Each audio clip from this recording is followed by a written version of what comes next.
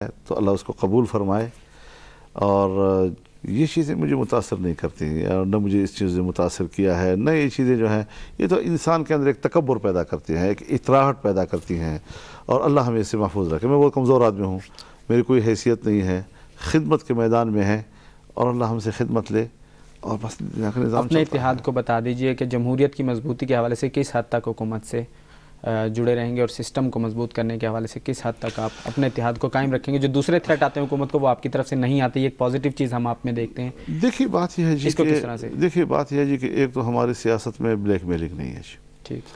دوسرا یہ ہے جی کہ اگر ہماری ایک کمٹمنٹ ہے آئین کے ساتھ, جمہوریت کے ساتھ, تو پھر جب ہم دیکھتے ہیں کہ ایسے حالات پیدا ہو رہے ہیں کہ غیر جمہوری قوتیں چاہتی ہیں کہ اب یہ نظام ذرا متاثر ہو جائے, کمزور گر جائے, اب ایسے ماحول میں جب ہم پھنس جاتے ہیں اور میں اپنی ترجیحات کی بنیاد پر حکومت سے الگ ہو جاؤں تو مجھے تھوڑا سوچنا پڑتا ہے کہ یہ جو میرا فیصلہ ہے یہ میرے کاز کو فائدہ پہنچائے گا یا جمہوریت دشمن قوتوں کو فائدہ پہنچائے گا ان حالات میں. تو اس کو دیکھتے ہوئے پھر ہم بعض اوقات ذرا ڈھیلے نرم پڑ جاتے ہیں کہ ناراض بھی ہیں ہم, مایوس بھی ہیں ہم, لیکن سخت فیصلہ کرتے ہیں تو فائدہ میرے کاز کو نہیں ہے بلکہ جمہوریت مخالف خود, اور پھر جمہوریت ٹوٹے گی اور پھر ہم یہ ساری مخالف قوتیں بیٹھ کر کہیں گے آندلی مل کے کریں آہوزاری.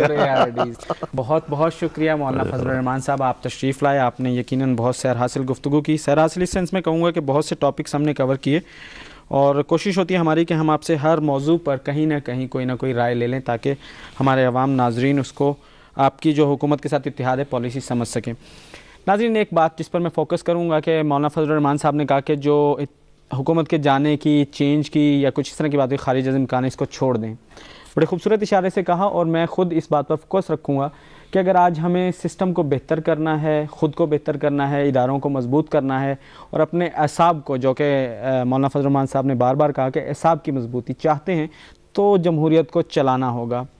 آج پرائم منسٹر صاحب نے بھی کہا کہ آپ جمہوریت پر قناعت کرنا پڑے گی کیونکہ آپ ڈکٹیٹرز کو بہت سال برداشت کرتے ہیں, تو پرائم منسٹر صاحب نے کہا کہ اس دفعہ جمہوریت پر قناعت کریں. انشاءاللہ ہمارے تمام مسائل کا حل اسی سینس آف انڈرسٹینڈنگ جو مولانا صاحب اس وقت پیش کریں کہ جمہوریت مخالف دشمنوں کا ساتھ دینا ہے یا جمہوریت کو پنپنے والی قوتوں کا ساتھ, تو یہ صرف ہمیں سمجھنا ہے, جو کہ ہمارے تمام مسائل کا حل ہوگی. انشاءاللہ پاکستان ایک مضبوط جمہوری ملک بن کر ضرور ابھرے گا. اسی کے ساتھ شاہد رانا اور پی ٹی وی ٹیم کو اجازت دیے. پاکستان پائندہ باد.